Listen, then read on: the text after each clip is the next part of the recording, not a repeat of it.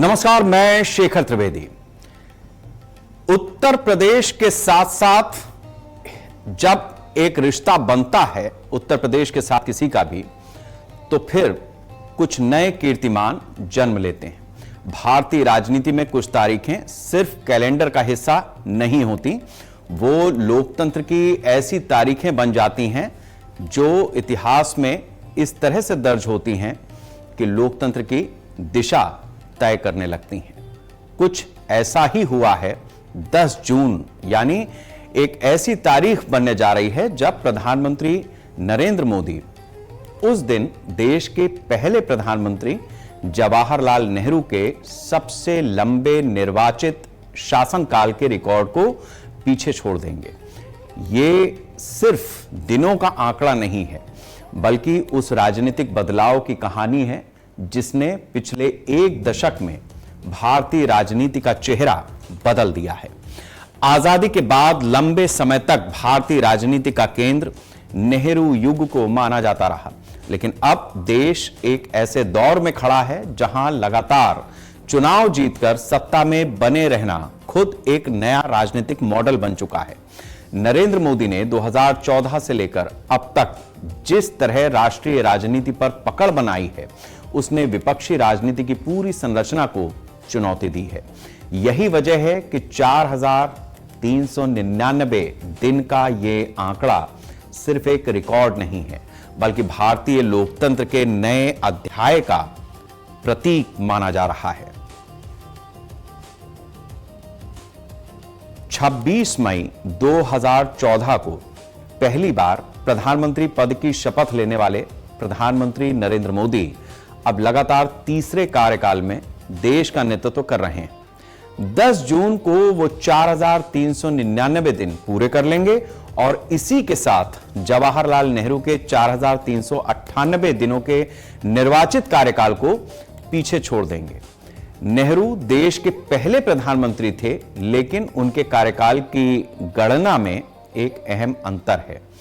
15 अगस्त 1947 से लेकर 1952 के पहले आम चुनाव तक वो अंतरिम सरकार के प्रमुख थे। संविधान के तहत निर्वाचित प्रधानमंत्री के तौर पर उनका कार्यकाल 13 मई 1952 से शुरू माना जाता है। वहीं प्रधानमंत्री नरेंद्र मोदी का पूरा कार्यकाल सीधे जनादेश के जरिए हासिल सत्ता पर आधारित रहा है। यही कारण है कि राजनीतिक विश्लेषक इस उपलब्धि को भारतीय लोकतंत्र में एक बड़े बदलाव और बड़े पड़ाव के रूप में देख रहे हैं। आप इन तस्वीरों को जब देखते हैं, प्रधानमंत्री नरेंद्र मोदी की ये तस्वीरें, जेपी नड्डा जो भारतीय जनता पार्टी के अध्यक्ष भी रहे हैं, सरकार में मंत्री भी हैं, वो इस समय प्रधानमंत्री के साथ में दिखते हैं। नरेंद्र मोदी ने एक ऐसी कहानी लिखना शुरू किया जिससे भारतीय राजनीति का चेहरा लगातार बदलता गया। नरेंद्र मोदी के खाते में यह भी रिकॉर्ड है कि वो सबसे लंबे समय तक भारतीय राजनीति में चुन करके और संवैधानिक पद पर बैठने वाले भी इकलौते व्यक्ति हैं। यानी गुजरात में जब उन्हें मुख्यमंत्री पद पर शपथ लेने का मौका मिला, उस दिन से लेकर के और आज दिन तक वो संवैधानिक पद पर निरंतर बने हुए हैं। पहले गुजरात के मुख्यमंत्री के रूप में और उसके बाद 2014 से भारत के प्रधानमंत्री के रूप में। ये आंकड़ा, ये उपलब्धि अपनी तरह की अनूठी है और भारतीय राजनीति में कोई बिरला ही होगा जो इस रिकॉर्ड को अब आगे चल करके तोड़ेगा। लेकिन जिस तरीके की अपनी राजनीतिक पहचान, जिस तरीके की अपनी राजनीतिक चुनौती को लगातार नरेंद्र मोदी ने खुद के सामने रखा और फिर उन चुनौतियों से पार पाने का हौसला दिखाया, उसने भारतीय जनता पार्टी को एक ऐसे मुकाम पर पहुंचा दिया है जहां वो दुनिया की न सिर्फ सबसे बड़ी पार्टी है, बल्कि भारत में भी कई राज्यों में उसकी अपनी सरकारें हैं और जनता की अपनी तरह से सेवा कर रही हैं। जो आंकड़ा प्रधानमंत्री नरेंद्र मोदी के खाते में अब इस समय रिकॉर्ड के रूप में जा रहा है, उस पर संजय निषाद और अजय आलोक क्या कह रहे हैं, सुनिए। विशेष रूप से बधाई है और शायद हम लोग वो दिन उन्हें विशेष मिल के बधाई देने के लिए आमंत्रित सदस्य हैं और जाएंगे। और एक वैश्विक क्षमतावान नेता कहा जा सकता है कि जो जहाँ ग्लोबल वार्मिंग हो, ग्लोबल वार्निंग हो, ग्लोबल वार हो, ऐसी स्थितियों में मोदी जी ने भारत को संभाल के रखा है, चाहे किसी क्षेत्र में हो, चाहे वो आत्मनिर्भरता में हो, चाहे सशक्त हो, अर्थव्यवस्था में हो, चाहे किसी भी क्षेत्र में हो। तो ऐसे में विशेष रूप से उनको विशेष बधाई। नेहरू जी के समय परिस्थितियां अलग थी। मात्र 17 करोड़ की आबादी थी जिसमें नेहरू जी चुने गए थे। कोई दूसरे दलों का नामो निशान नहीं था। मात्र 14 दलों ने चुनाव में पार्टिसिपेट किया था। जब प्रधानमंत्री बने 2014 में 450 दल थे। आबादी उस वक्त 85 करोड़ हो चुकी थी। और जब अंतिम बार 24 से प्रधानमंत्री बने तो उस वक्त आबादी, वोटर्स की आबादी 96 करोड़ हो चुकी थी। कहां 17 करोड़, कहां 96 करोड़। तो नेहरू जी से कोई तुलना नहीं है।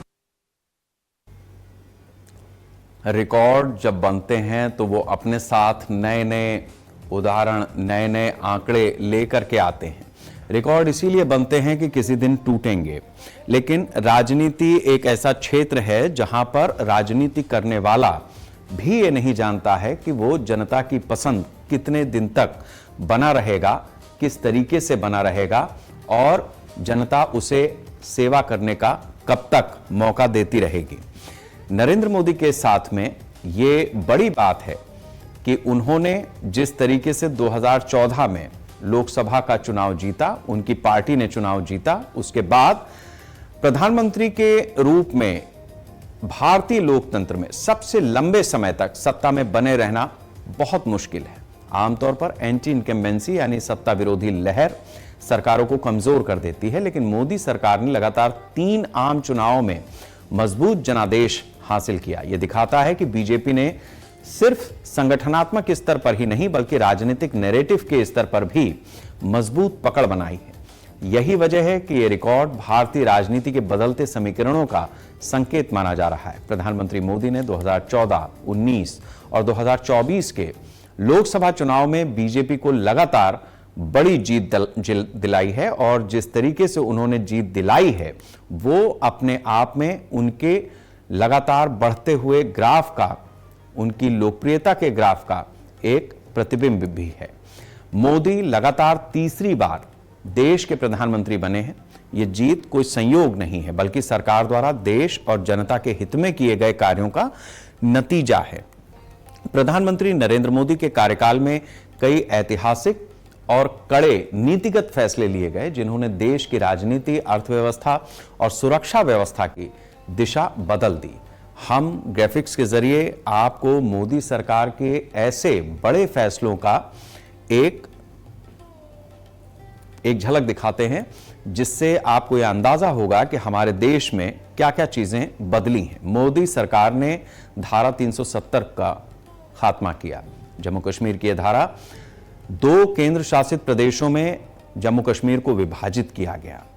इसके साथ साथ उड़ी हमले के बाद पाकिस्तान पर सर्जिकल स्ट्राइक हुई जो पाकिस्तान में घुसकर दुश्मन को जवाब देने का पहल थी।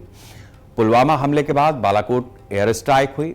मोदी सरकार ने ही देश में पहली बार सीडीएस के पद का सृजन किया और बिपिन रावत पहले सीडीएस बने।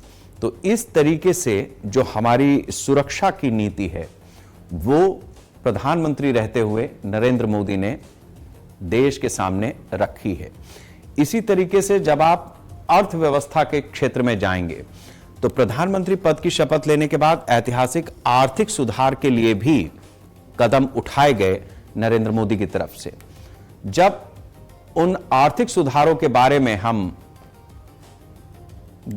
दिलचस्पी लेंगे, उन चीजों को हम समझना शुरू करेंगे तो हमें यह समझ में आएगा कि आज जो जीएसटी हम देते हैं वो सरकार की तरफ से दिया हुआ इस देश को एक नया टैक्स सिस्टम है। काले धन और जाली नोटों को खत्म करने के लिए उन्होंने नोटबंदी का कदम उठाया।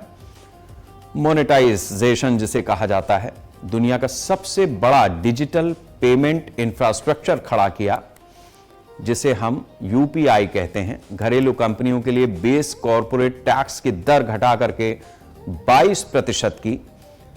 इसके साथ साथ आर्थिक सुधारों में जो सबसे बड़ा आम आदमी के लिए चेंज आया वो ये भी है कि आज आपको, अगर आप छोटे व्यापारी हैं तो बैंक से आसानी से 50,000 रुपए तक का लोन मिल जाता है। यानी छोटे कारोबारियों के लिए भी लोन की व्यवस्था सरकार की तरफ से की गई। इसके साथ साथ किसानों को उनके खाते में फसल के अनुसार, रबी, खरीफ और जायद 3 फसलें होती हैं हमारे देश में, इसके हिसाब से 2,000 रुपए उनके अकाउंट में पहुंचे, ताकि जो पैदावार के लिए उनको अगर खाद लेनी है या कोई लागत लगानी है तो वो अपने साथ उस चीज को बड़े आराम से कर पाए, हमारी खेती की व्यवस्था आगे बढ़े। इस चीज को लेकर के भी मोदी सरकार ने चिंता की, उसको लागू किया। इसके अलावा एमएसएमई पहले से भी थे, ऐसा नहीं है कि नया कुछ इसमें हुआ, लेकिन जिस तरीके से छोटे छोटे उद्योगों को लगातार बल दिया गया, उसने इस देश की आर्थिक स्थिति को पहले से ज्यादा मजबूत किया। तो आर्थिक सुधारों के लिहाज से भी मोदी सरकार ने जो काम किए वो भारत को एक नई दिशा में लेकर के गए हैं, जिसमें जीएसटी भी है, काले धन का बंदी भी है, नोटबंदी जिसे हम कहते हैं, मोनेटाइजेशन, डिमोनेटाइजेशन। इसके साथ साथ जिस तरीके से अलग अलग क्षेत्रों में डायरेक्ट बेनिफिट ट्रांसफर, डीबीटी जिसे हम कहते हैं, यूपीआई के जरिए पेमेंट की व्यवस्था, यानी 2014 से पहले कोई ये सोचता ही नहीं था कि किसी क्यूआर कोड के जरिए या किसी नंबर पर हम अपना पैसा किसी को भेज सकते हैं। आज वो देश भर में स्थितियां दिखाई देती हैं कि आप बगैर जेब में हाथ डाले सिर्फ मोबाइल के जरिए अपना ट्रांजैक्शन पूरा कर सकते हैं। मोदी सरकार की राजनीति सिर्फ विकास योजनाओं तक सीमित नहीं रही। राष्ट्रीय सुरक्षा, सांस्कृतिक राष्ट्रवाद और मजबूत नेतृत्व की छवि ने भी बीजेपी के समर्थन आधार को मजबूती दी है। राम मंदिर निर्माण और विदेश नीति में आक्रामक रुख जैसे फैसलों ने समर्थकों के बीच पीएम मोदी की लोकप्रियता को बढ़ाया है। यही कारण है कि लंबे समय तक सत्ता में रहने के बावजूद सरकार के खिलाफ वैसी व्यापक नाराजगी नहीं दिखती है जैसे आमतौर पर लोकतांत्रिक देशों में या लोकतांत्रिक व्यवस्था में भारत में भी पहले देखी जाती थी, जिसे हम एंटी इनकम्बेंसी कहते हैं। पिछले 1 दशक में केंद्र सरकार ने उज्ज्वला योजना, प्रधानमंत्री आवास योजना, जनधन खाते और मुफ्त राशन जैसी कई योजनाओं से ग्रामीण और गरीब वर्ग तक अपनी सरकार की पहुंच को सुनिश्चित किया है और मजबूत भी किया है। इसके साथ साथ हाईवे, रेलवे, डिजिटल इंफ्रास्ट्रक्चर के विस्तार को भी गति दी गई है, उसकी भी नई तस्वीर देश के सामने रखी गई है। राजनीतिक जानकार मानते हैं कि यही मॉडल मोदी सरकार की लगातार चुनावी सफलता का सबसे बड़ा कारण बना है। प्रधानमंत्री मोदी ने 2014, 2019 और 2024 के लोकसभा चुनाव में बीजेपी को लगातार बड़ी जीत दिलाई। खास बात यह रही कि हर चुनाव में बीजेपी ने अलग अलग सामाजिक और क्षेत्रीय समीकरणों को साधने की रणनीति अपनाई। पार्टी ने सिर्फ पारंपरिक वोट बैंक पर निर्भर रहने के बजाय नए मतदाताओं, महिलाओं और लाभार्थी वर्ग को भी अपने साथ जोड़ने की कोशिश की। यही रणनीति बीजेपी की सबसे बड़ी ताकत बन गई। राजनीतिक विशेषज्ञ मानते हैं कि मोदी सरकार ने चुनावी राजनीति को पूरी तरह बदल दिया। अब चुनाव सिर्फ स्थानीय मुद्दों पर नहीं बल्कि राष्ट्रीय नेतृत्व और केंद्रीय योजनाओं के आधार पर भी लड़े जाने लगे हैं। बीजेपी ने सोशल मीडिया, डिजिटल कैंपेन और बूथ स्तर के संगठन का जिस तरीके से इस्तेमाल किया, उसने चुनावी राजनीति का एक नया मॉडल क्रिएट कर दिया। प्रधानमंत्री नरेंद्र मोदी के कार्यकाल में कई ऐसे कठिन और चुनौतीपूर्ण समय भी आए जब सरकार की साख, देश की अर्थव्यवस्था और सामाजिक ताने बाने की कड़ी परीक्षा हुई। इस कठिन समय में पार पाने के लिए मोदी सरकार ने कड़े नीतिगत फैसले लिए, बड़े पैमाने पर प्रशासनिक बदलाव किए, आपदा प्रबंधन और अपनी मजबूत राजनीतिक इच्छा शक्ति का इस्तेमाल किया। इन चीजों को भी इस देश को समझना बहुत जरूरी है कि कैसे कैसे इस देश को विपरीत परिस्थितियों में सरकार ने बचाने का काम किया। कोरोना देश ही नहीं दुनिया के लिए एक ऐसा संकट था जिसने कई देशों को हिला दिया। लॉकडाउन और दूसरी लहर में ऑक्सीजन का संकट, यह अपने आप में एक बहुत बड़ा कालखंड था जब इस समस्या का प्रभावी तरीके से निदान निकाला गया। सिर्फ इतना ही नहीं, भारत ने वैक्सीन भी तैयार की, जिसे भारत में लोगों को कोरोना से बचाने के लिए न सिर्फ वैक्सीनेशन हुआ बल्कि दुनिया के कई देशों में हमारी वैक्सीन भेजी गई और यह टीकाकरण का अभियान चला। मोदी ने अमेरिका ईरान युद्ध के बावजूद भारत में महंगाई को 74 दिन तक बढ़ने से रोके रखा। ये जिस तरीके की स्थितियां मोदी सरकार के कार्यकाल में सामने आई हैं, वो ये बताती हैं कि मौजूदा सरकार ने पिछले 3 कार्यकाल में प्रधानमंत्री के रूप में नरेंद्र मोदी के नेतृत्व में किस तरीके से देश को आगे लेकर चलने का काम किया है। उनकी पार्टी भारतीय जनता पार्टी है और जिस तरीके से भारतीय जनता पार्टी लगातार अलग अलग राज्यों में एक के बाद एक जीत हासिल करती जा रही है, वो भी नरेंद्र मोदी का एक ऐसा करिश्मा है, एक ऐसा जादू है जिसने विपक्ष को यह सोचने पर मजबूर कर दिया है कि अगर विपक्ष को सत्ता तक पहुंचना है तो उसे क्या करना पड़ेगा। उसकी हर रणनीति को बीजेपी जिस तरीके से समय के पहले ही भूंथरा कर देती है, वो भी विपक्षी दलों के लिए एक बड़ी चुनौती बना हुआ है। एडमिनिस्ट्रेशन के मामले में जिस तरीके से मोदी सरकार ने प्रशासनिक अधिकारियों को उनकी जिम्मेदारी का एहसास कराया है, जो नए कैडर्स आ रहे हैं आईएएस आईपीएस के, देश में तैनाती पा रहे हैं, उनके भीतर भी देश का गौरव किस तरीके से बढ़ेगा, इस बात की भावना भरने का सरकार की तरफ से प्रयास हुआ है। लेकिन यह व्यक्तिगत कैपेसिटी में भी होता है कि कोई आदमी कितनी देर तक और कितना ईमानदार रहेगा, किस तरीके के भ्रष्टाचार में वो शामिल हो सकता है या हो जाएगा, किस तरीके से इस देश के लिए वो अपनी जो नौकरी उसने पाई है, जो एक व्यवस्था उसने देश की संभाली है, उसके साथ में न्याय करेगा। लेकिन बड़ी चीज यह है कि तीसरा टर्म जिस तरीके से नरेंद्र मोदी को प्रधानमंत्री के रूप में मिला है, वो अपने आप में यह बताने के लिए काफी है कि हमारे देश में एक राजनेता ऐसा भी है जो लगातार लोकप्रियता के शिखर पर चढ़ता ही चला जा रहा है और लोकप्रियता का वो शिखर हर बार पहले से ज्यादा ऊंचा करना पड़ता है, क्योंकि जितना लोकप्रियता का पैमाना पहले से तय था वो बहुत पहले पीछे छूट गया। अब हम एक छोटा सा ब्रेक लेंगे और ब्रेक के बाद हम इस बात की चर्चा करेंगे कि प्रधानमंत्री के रूप में नरेंद्र मोदी ने भारतीय जनता पार्टी की सरकार की अगुवाई करते हुए या एनडीए की सरकार की अगुवाई करते हुए देश के सामने जो उपलब्धियां रखी हैं वो हमने आपको इस हिस्से में बताई हैं। ब्रेक के बाद एक बार फिर आपका बहुत स्वागत है। आप देख रहे हैं वंदे राष्ट्र।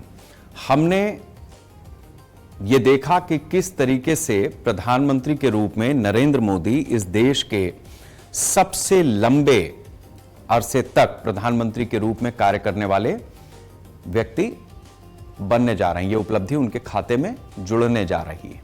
जाहिर सी बात है, कंपटीशन हर जगह होता है, प्रतियोगिता हर जगह रहती है, प्रतिस्पर्धा हर जगह रहती है।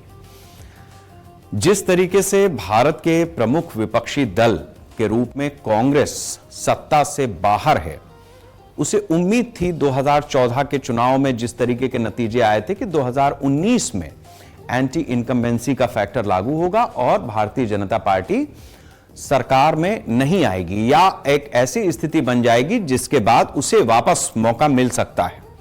2019 में ऐसा नहीं हुआ। 19 के बाद 24 का जब लोकसभा चुनाव आया, तभी भी यह उम्मीद कांग्रेस को रही कि शायद इस बार उसकी सरकार बन जाएगी। कुछ हद तक बीजेपी को डेंट लगाने में विपक्ष कामयाब भी रहा। बीजेपी की 272 का जो जादुई आंकड़ा है संसद में अपना बहुमत साबित करने के लिए, उससे पीछे रही, लेकिन जो NDA, rest of the NDA था, उसमें नीतीश कुमार और उनके सहयोगी चंद्रबाबू नायडू के रूप में एनडीए का एक ऐसा साथ बन गया जिससे नरेंद्र मोदी की यह तीसरे कार्यकाल की सरकार लगातार चलती चली जा रही है। अब कांग्रेस के सामने यह चुनौती है कि वो करे तो क्या करे। नरेंद्र मोदी को अगर प्रधानमंत्री के पद से हटाना है या बीजेपी के हाथ से वापस सत्ता छीननी है तो उसके लिए क्या करना पड़ेगा। दो तरीके हैं, जनता के बीच में जाओ, सरकार की कुछ ऐसी कमी कमजोरी रखो जो लोगों को सामने से नजर आए, और उसके बाद अपनी कुछ योजना बताओ जिससे लोगों में यह भरोसा पैदा हो कि हां ये गलत हो रहा है, ये अगर सत्ता में आते हैं तो इस चीज को सही कर देंगे। कुछ कंस्ट्रक्टिव होना चाहिए था, क्योंकि नरेंद्र मोदी की जो पूरी पॉलिटिक्स है वो विकास परक सामने से दिखती है। और सिर्फ इतना ही नहीं है, उन्होंने संसद का नया भवन भी तैयार कराया, यह भी बीजेपी के ही खाते में जाएगा, नरेंद्र मोदी के ही खाते में जाएगा संसद का नया भवन। यानी राजनीति, सियासत नए तरह से नए भवन में हो रही है। इस बात को भी नरेंद्र मोदी ने स्थापित तौर पर स्थापत्य कला के जरिए भी देश के सामने रखा है, इसको हमें नहीं भूलना चाहिए। अब फिर वही बात कि कांग्रेस करे तो क्या करे। कांग्रेस ने जो किया है, कांग्रेस के लीडर्स ने जो किया है, उनके सबसे बड़े नेता राहुल गांधी ने जो किया है, वो भी अपने आप में कुछ आश्चर्य पैदा करने वाला है। कांग्रेस सांसद और लोकसभा में नेता प्रतिपक्ष राहुल गांधी ने ऐसा दावा कर दिया है जिसने सियासत में भूचाल ला दिया। उन्होंने कहा कि चीजों को नियंत्रित करने का सिस्टम अब ध्वस्त हो रहा है। गौर से समझिए, यह भी राहुल का कहना है कि उनका अंदाजा है कि 1 साल के भीतर नरेंद्र मोदी प्रधानमंत्री के पद पर नहीं रहेंगे। उन्होंने पार्टी के, कांग्रेस पार्टी के आदिवासी प्रकोष्ठ द्वारा आयोजित एक कार्यक्रम में यह भी दावा किया कि अब सरकार के भीतर से ही संस्थागत विद्रोह शुरू हो गया है और बहुत बड़ी आर्थिक सुनामी आने वाली है। उन्होंने कहा कि देश में लोगों के विरोध से इमरजेंसी भी लग सकती है। नेता प्रतिपक्ष ने कहा कि मुख्य चुनाव आयुक्त के संदेश आ रहे हैं, खुफिया सिस्टम के प्रमुख और उच्च न्यायपालिका के लोगों की तरफ से विद्रोह हो रहा है, मुझे संदेश आ रहे हैं, ये राहुल गांधी कह रहे हैं। उनका यह भी कहना है कि अब चीजें सरकार के नियंत्रण से बाहर जा रही हैं।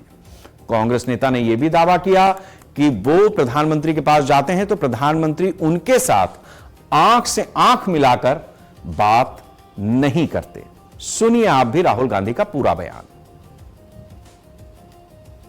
आर्थिक सुनामी आ रही है, भयंकर आर्थिक सुनामी अब आ रही है। उसका कारण है कि हिंदुस्तान का जो प्रोटेक्शन का सिस्टम था, जो इंटरनेशनल इकोनॉमी से एक प्रकार से शॉक अब्जॉर्बर था, उसको बीजेपी ने हटा दिया है। तो एक तरफ से भयंकर आर्थिक सुनामी आ रही है, प्राइसेस बढ़ रही हैं, और ये अभी शुरुआत देखी आपने। ऐसी इकोनॉमिक क्राइसिस आएगी हिंदुस्तान में जो आपने अपने लाइफ में नहीं देखी होगी। ये हो रहा है, इसको अब कोई रोक नहीं सकता है। दूसरी तरफ क्या हो रहा है, हिंदुस्तान के अंदर, सिस्टम के अंदर इंस्टीट्यूशनल रिवोल्ट हो रहा है। तो आप सोचती हैं कि इलेक्शन कमीशन फुली कंट्रोल्ड है, वो 3 साल पहले फुली कंट्रोल्ड है।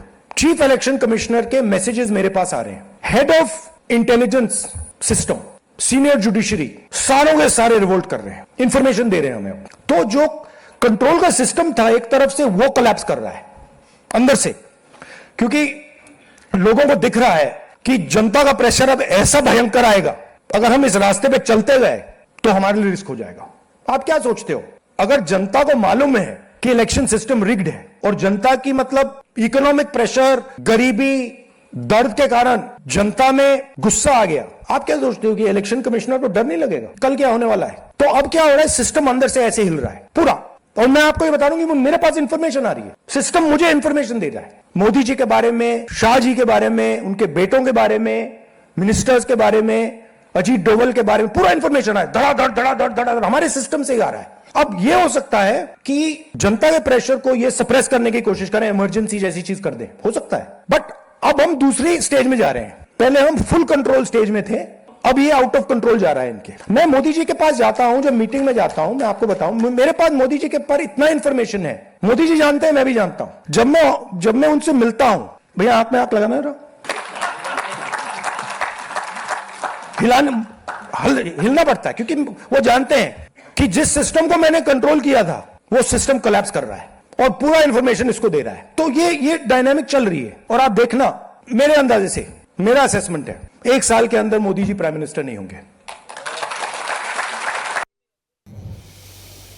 राहुल गांधी कांग्रेस पार्टी के बड़े नेता हैं। वो इस समय देश में नेता प्रतिपक्ष भी हैं और जिस तरीके के अंदाजे बयां उनके हैं, जाहिर सी बात है कि उनका अपना एनालिसिस है। वो एनालिसिस कितना सही होगा, कितना गलत होगा, ये तो भविष्य के गर्भ में है, क्योंकि उन्होंने भी कहा है कि 1 साल के बाद, तो 1 साल के बाद क्या होगा वो देखा जाएगा। लेकिन राहुल गांधी ने जो हाल फिलहाल बयान दिया, उसके ऊपर बीजेपी ने पलटवार किया है। सत्ता पक्ष के नेताओं ने कहा कि राहुल गांधी की टिप्पणियां कांग्रेस पार्टी के इतिहास और कांग्रेस पार्टी की मानसिकता को दिखाती हैं।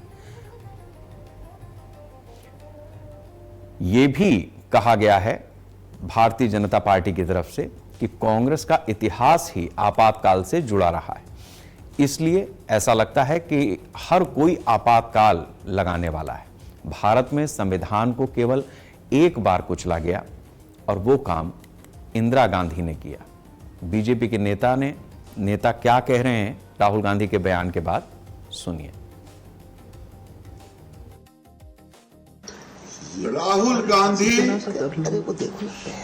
अपना भविष्य तो देख नहीं रहे हैं, दूसरे का भविष्यवाणी कर रहे हैं। अपना भविष्यवाणी राहुल गांधी कांग्रेस के खात्मा का, जैसे ये मुगलिया सल्तनत के अंतिम बादशाह कौन थे, बहादुर जफर शाह, कांग्रेस मुगलिया सल्तनत यानी माओवादी मुस्लिम कांग्रेस अंतिम संतलक राहुल गांधी होंगे खात्मा के। झांकी रही भावना जैसी, प्रभु मुहूर्त दिखे दिन तैसी। राहुल गांधी के तो परिवार में इमरजेंसी का इतिहास है, इसीलिए उनको लगता है इमरजेंसी हर कोई लगाने वाला है। संविधान को कुचलने का काम केवल एक बार हुआ और वो इंदिरा गांधी ने किया। जिस प्रकार से उन्होंने हर संवैधानिक संस्था को कटघरे में खड़ा कर दिया, उनके साथ खिलवाड़ किया। और इसीलिए राहुल गांधी जी जो परिवार तंत्र को लोकतंत्र के ऊपर रखते हैं, उनको आज भी हर जगह इमरजेंसी नजर आती है। इमरजेंसी तो है, पर कांग्रेस पार्टी में इंस्टीट्यूशनल कोलैप्स और रिवोल्ट तो है, सिस्टम कोलैप्स तो है, वो है कांग्रेस पार्टी में। क्योंकि 99 इलेक्शंस हारने के बाद अब कांग्रेस का इंस्टीट्यूशन परिवारवाद के इंस्टीट्यूशन के खिलाफ रिवोल्ट करने के लिए आज आगे आ रहा है। राहुल गांधी जी केवल सरकार को कटघरे में खड़ा करके सस्ती लोकप्रियता पाने के उद्देश्य से चर्चा करते हैं। उनका रोल क्या है? आज की तारीख में राहुल गांधी जी को चाहिए कि वो जब वैश्विक संकट हो, भारत पे संकट हो, तो विदेशी नागरिक नहीं, भारत के नागरिक बन करके देश के प्रधानमंत्री जी का साथ दें। वैसे तो संकट है कि राहुल गांधी भारतीय हैं भी कि नहीं। हमारे भारत की न्यायालय अभी परीक्षण कर रही हैं कि राहुल गांधी भारतीय हैं भी या नहीं। इसी कारण वो भारत के विपरीत चर्चा करते हैं जब देश के बाहर होते हैं अथवा देश के भीतर होते हैं। तो मैं समझता हूं हमारी डबल इंजन की सरकारें सक्षम हैं। भारतवासियों को चिंता करने की कोई आवश्यकता नहीं, उत्तर प्रदेश वासियों को चिंता करने की कोई आवश्यकता नहीं। राहुल गांधी ने जो बात कही, चूंकि राजनेता हैं, इसलिए जो बात उन्होंने कही उसके राजनीतिक पटल पर विपक्ष की ओर से, यानी उनका विपक्ष भारतीय जनता पार्टी की ओर से उनके हिस्से का जवाब आ गया। अब इससे आगे बढ़ते हैं। राहुल गांधी ने जो बयान दिया है उसमें कुछ सवाल भी उठ रहे हैं। जैसे उन्होंने कहा कि मुख्य चुनाव आयुक्त या शीर्ष अधिकारी उन्हें वास्तव में संदेश भेज रहे हैं, तो राहुल गांधी उन संदेशों या कॉल रिकॉर्ड्स को देश के सामने सार्वजनिक क्यों नहीं कर रहे हैं?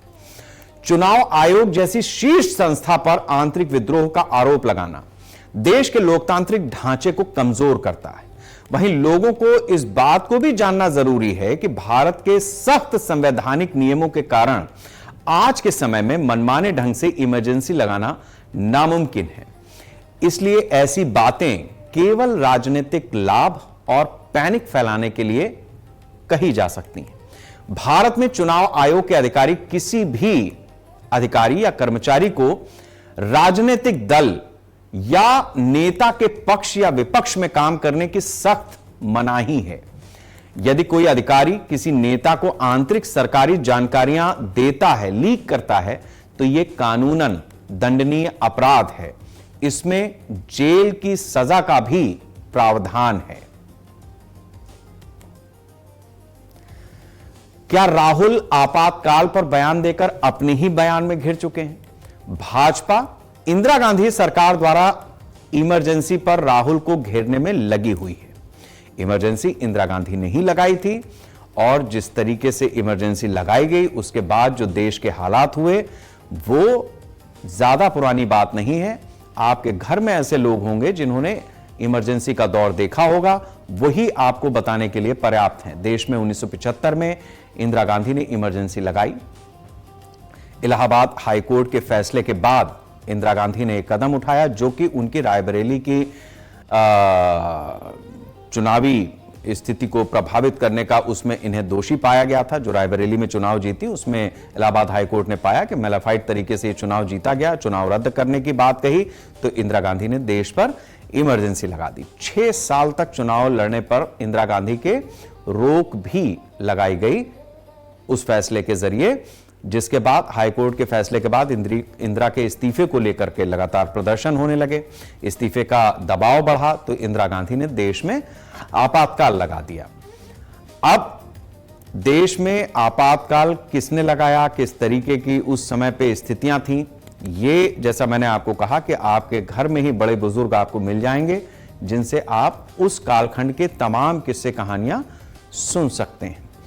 देश में आपातकाल के दौरान इंदिरा गांधी की सरकार ने सत्ता का दुरुपयोग करते हुए नागरिक स्वतंत्रता का पूर्ण हनन किया। इस दौरान लाखों राजनीतिक विरोधियों, पत्रकारों और छात्रों को बिना किसी कारण के जेल में डाल दिया गया और क्रूर यातनाएं दी गईं। इंदिरा राज पर लगाए गए आपातकाल में लोगों पर पाबंदियां जिस तरीके की लगी वो भी आपके लिए जानना इस मौके पर जरूरी है। मीसा कानून का दुरुपयोग करके लोगों को बगैर मुकदमा चलाए जेलों में ठूंसा गया। राजनीतिक कैदियों को बेहद छोटी और अंधेरी कोठरियों में रखा गया। मीडिया पर सख्त पाबंदी लगा दी गई। इसके साथ साथ सरकार के खिलाफ सच लिखने वाले पत्रकारों की मान्यता रद्द कर दी गई, यानी जो कुछ सच्चाई सामने आ सकती थी उसको भी रोक दिया गया। जनसंख्या नियंत्रण के नाम पर पुरुषों की जबरन नसबंदी की गई। कोर्ट के अधिकारों को भी सीमित कर दिया गया। इसके अलावा सरकार के खिलाफ फैसला देने वाले जजों का तबादला कर दिया गया। यह इमरजेंसी का दौर था जब इस देश ने देखा कि किस तरीके से हमारे ऊपर इमरजेंसी लगाई गई और उसके किस तरीके के इंपैक्ट आए। अब सवाल यह है कि राहुल गांधी ने जो बातें कही हैं उसमें इमरजेंसी को लेकर के हमने आपको बताया कि इमरजेंसी जब कांग्रेस की रिजीम में लगी, इंदिरा गांधी ने लगाई, तो उसमें किस तरीके की स्थितियां बनी थी। इसके साथ साथ उन्होंने कहा कि जो अलग अलग केवल चुनाव आयोग की ही बात नहीं, उन्होंने कहा कि हमें इंटेलिजेंस से भी खबरें आ रही हैं, देश की खुफिया एजेंसियों के लोग, शीर्षस्थ पदों पर बैठे लोग, उनके पास भर भर के इंफॉर्मेशंस फ्लोट कर रहे हैं।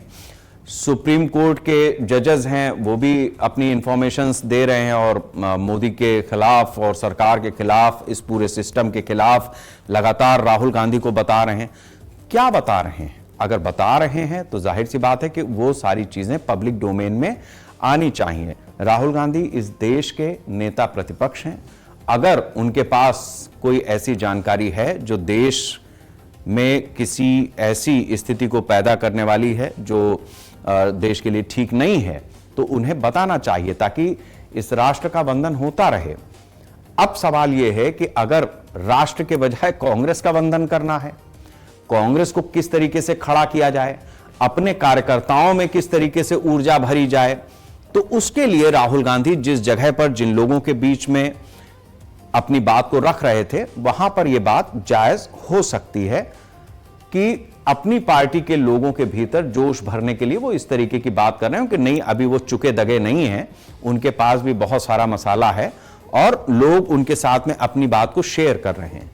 आपको ध्यान होगा राहुल गांधी ने एक और बात जो कही कि जब मैं प्रधानमंत्री से मिलने जाता हूं, मैं उनसे कहता हूं इधर देखो, क्योंकि प्रधानमंत्री का एक विदेश नीति के बारे में सार्वजनिक जवाब है या डायलॉग है कि मैं सामने वाले की आंख में आंख डाल करके बात करता हूं, जो उसका बॉडी जेस्चर होता है मैं भी उसी अनुपात में अपने देश के 140 करोड़ लोगों के प्रतिनिधित्व को ध्यान में रखते हुए उसके सामने अपने आप को प्रेजेंट करता हूं, आंख में आंख डाल करके बात करता हूं। यह नरेंद्र मोदी का एक चर्चित वाक्य है। अब जब राहुल गांधी इस बात को कहते हैं कि मैं प्रधानमंत्री से मिलने जाता हूं और वो हमसे, जब मैं उनसे कहता हूं कि मेरी आंख में देखो और वो मेरी तरफ नहीं देखते हैं, इसका तो कोई ऐसा वीडियो अभी अपने पास नहीं है जिससे इस बात को साबित किया जा सके कि ऐसा हुआ या नहीं हुआ, लेकिन जो हुआ वो जरूर है। राहुल गांधी संसद में भाषण दे रहे थे, प्रधानमंत्री के रूप में नरेंद्र मोदी अपनी कुर्सी पर बैठे हुए थे। राहुल गांधी ने कहा कि मैं बीजेपी से चाहता हूं कि ऐसा हो वैसा हो, मैं तो गले लगाना चाहता हूं। और राहुल गांधी अपनी कुर्सी से उठ करके संसद के अंदर, लोकसभा की बात है ये, उठ करके और नरेंद्र मोदी तक गए। नरेंद्र मोदी अपनी कुर्सी पर बैठे रहे। वो भारत के प्रधानमंत्री की हैसियत से उस कुर्सी पर बैठे थे, ऐसे नहीं बैठे थे। राहुल गांधी ने भाई खड़े हो जाइए, मैं आपसे गले मिलना चाहता हूं। संसद का अपना एक प्रोटोकॉल है, संसद की अपनी एक नियमावली है, प्रधानमंत्री के पद की अपनी एक गरिमा है। नरेंद्र मोदी खड़े नहीं हुए, राहुल गांधी उसी कुर्सी पे लटक गए झूल करके और वहां उनसे गले लग करके और वापस आ गए। बोले नरेंद्र मोदी तुम मुझसे गले मिलना नहीं चाहते हैं। ये राहुल गांधी के कारनामे संसद में रहे हैं, संसद में। तो जब कोई नेता, और वो भी नेता प्रतिपक्ष इस देश का, अपने बयान को जारी करे तो उसको यह ध्यान में रखना होगा कि वो बयान कहां तक जा रहा है और क्यों दे रहा है। यह हमारी और आपकी भी जिम्मेदारी है कि इस चीज का एनालिसिस किया जाए। इसके बाद उन्होंने कहा कि देश में एक अराजक स्थिति बन सकती है, लोग उठ करके सड़क पर आ सकते हैं, विद्रोह कर सकते हैं। यह बात उनकी माताजी ने भी, सोनिया गांधी ने भी कुछ साल पहले कही थी कि लोग विद्रोह करने के लिए सड़कों पर क्यों नहीं उतर रहे हैं। अब कोई कांग्रेस से यह पूछे कि भाई तुम्हारी पार्टी के नेता क्या चाहते हैं, वो क्यों चाहते हैं कि देश के भीतर एक अराजक स्थिति बन जाए, लोग सड़कों पर उतरें और मारकाट मचे, सरकार के लिए विद्रोह हो। अगर आपको कोई दिक्कत है, आप सरकार की किसी नीति से नाराज हैं, आप प्रदर्शन करिए, आप धरना दीजिए, किसने रोका है आपको? आपने भी अपनी एक यात्रा निकाली। किसानों को, जो किसानों का कानून आया था वो नहीं पसंद आया, उन्होंने धरना प्रदर्शन किया, प्रधानमंत्री सामने आए, माफी मांगी, उन्होंने उस बिल को वापस ले लिया। लोकतांत्रिक व्यवस्था है, वो भी सामने है। इसी तरीके से कोरोना के समय पे प्रधानमंत्री ने देश के सामने ये अपील की कि भाई आप लोग पहले 13 दिन फिर 40 दिन, अलग अलग कालखंड में जिस तरीके का भी उन्हें उचित लगा उस तरीके से उन्होंने कहा कि आप अपने घरों में रहें। सरकार ने उस समय की जो व्यवस्थाएं थी उन चीजों को किया। सरकार ने उन चीजों को करने के बाद उस स्थिति से न सिर्फ अपने देश को, अपने देश के लोगों को उबारा, वैक्सीन का एक इन्वेंशन हुआ इस देश में, बल्कि वो वैक्सीन जो हमारे 140 करोड़ लोगों को लगी है उसे दुनिया के बाकी देशों में भी दिया गया, और बाकी जिन देशों ने और वैक्सीन बनाई वहां पैसे लिए जा रहे थे। भारत ने निःशुल्क ये सेवा दी, पैसे नहीं लिए किसी देश से कि ये मानव जाति पर खतरा है, तो मानव प्रजाति को बचाने के लिए हम ये अपनी तरफ से अपना योगदान कर रहे हैं। तो फिर राहुल गांधी को ये बताना पड़ेगा। इसी तरीके से नोटबंदी का भी दौर आया, जो प्रधानमंत्री के कार्यकाल के उपलब्धियों के रूप में हमने आपके सामने रखा है। लोग लाइन में लगे, बहुत सारा कष्ट आया, लोगों ने उस चीज से उबर करके और वापस इकोनॉमी में। अब दुनिया में जिस तरीके की स्थिति बनी हुई है, जिस तरीके के आर्थिक संकट दुनिया में पैदा हो रहे हैं, उससे भारत कैसे अछूता रह सकता है? ग्लोबल इकोनॉमी है। अब अगर चीजों के दाम बढ़ते हैं, तेल पेट्रोल गैस के दाम बढ़ते हैं, उनका तेल का दाम बढ़ेगा तो जाहिर सी बात है हर चीज का दाम बढ़ेगा। तो क्या होगा उससे? क्या सड़कों पर प्रदर्शन होने लगेगा? और क्यों करेगा? देश में क्यों ऐसी अराजक स्थिति बनेगी? क्या हम अपनी बसों को, ट्रेनों में आग लगा देंगे? राहुल गांधी कह रहे हैं इसलिए। यह सवाल इसलिए वंदे राष्ट्र में रखना जरूरी है क्योंकि आपसे है यह देश। राहुल गांधी कल तक सत्ता में थी उनकी पार्टी, आज नहीं है। आज वो नेता प्रतिपक्ष हैं, क्या पता कल हो या ना हो।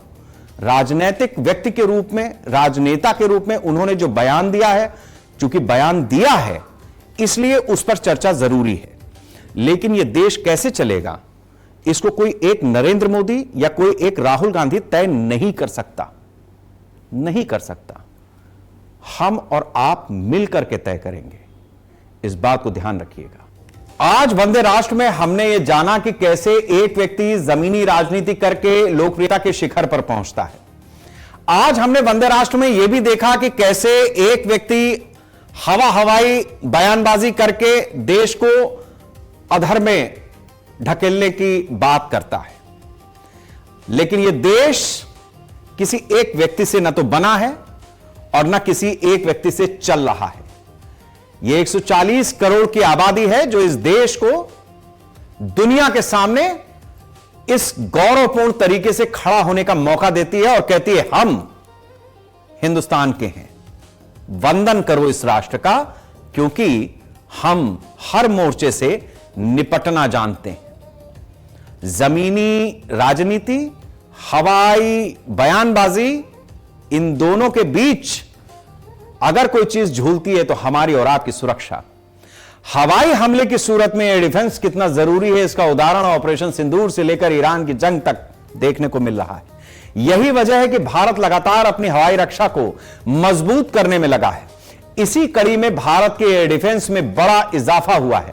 भारत को अपना चौथा S-400 Sudarshan air defence system मिल गया है। रूस से भेजा गया यह चौथा S-400 Sudarshan air defence system Bharat पहुंच चुका है।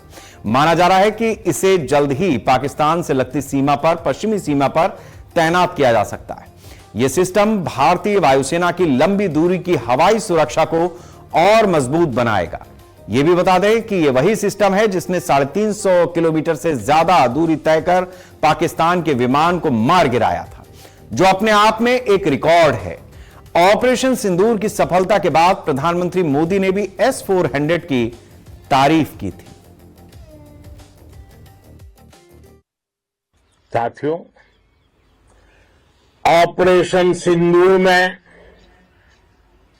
मैन पावर के साथ ही मशीन का कोऑर्डिनेशन भी अद्भुत रहा है। भारत के पारंपरिक एयर डिफेंस सिस्टम हो, जिन्होंने अनेक लड़ाइयां देखी हैं, या फिर आकाश जैसे हमारे मेड इन इंडिया प्लेटफॉर्म हो, इनको S-400 जैसे आधुनिक और सशक्त डिफेंस सिस्टम ने